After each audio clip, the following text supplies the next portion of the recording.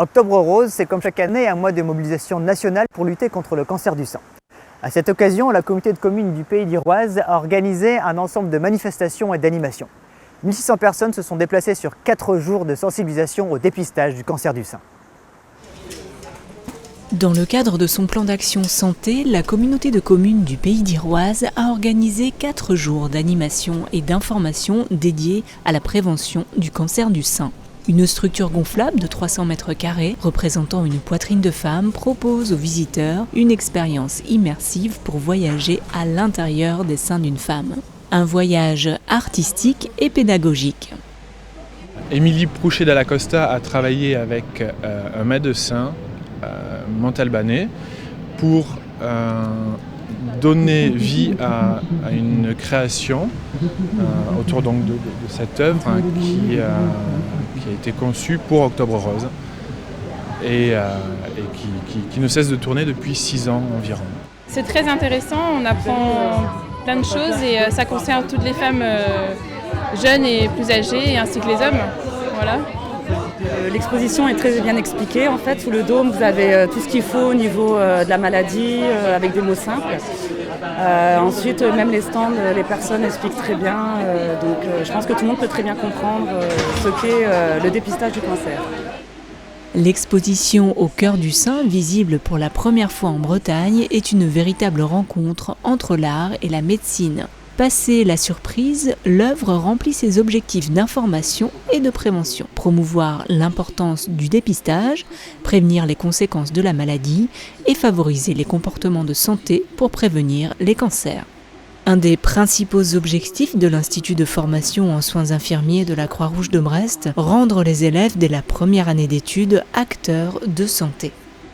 Le dépistage va faire partie d'une de leurs missions professionnelles au quotidien auprès des patients et auprès de la population. Là, on est sur des dépistages, donc de la prévention.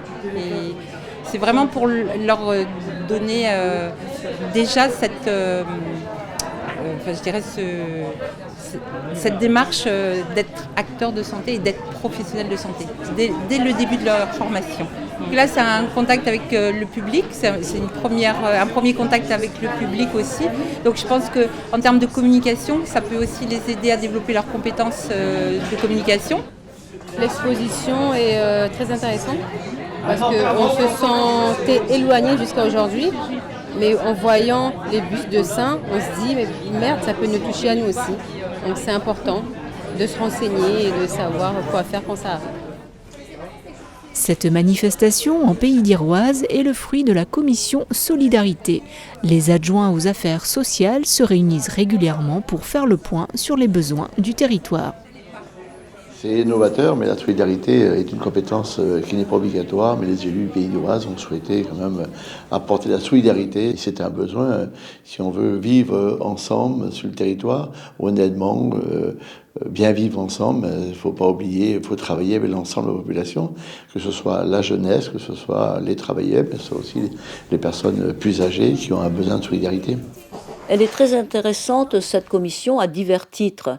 Tout d'abord, elle permet de fédérer les élus pour voir les actions que l'on peut mener en termes de social, mais aussi elle permet de se tenir au courant des évolutions réglementaires, législatives qui ne manquent pas de se présenter à nous. Et elle a aussi un intérêt, c'est qu'elle permet de mener des actions. Alors des actions de prévention, des actions d'information, des conférences sur des sujets ayant trait à l'humain, bien entendu, la santé, les personnes âgées, mais pas que. C'est quelque chose de très intergénérationnel. Nous avons organisé cette animation qui, je pense, portera et qui en appellera d'autres. Si d'autres intercommunalités ont de telles initiatives, c'est à saluer aussi. Mais c'est sur la base du volontariat. Et je pense que les élus sont très sensibles à la bonne santé sur leur territoire. Donc je suis confiante.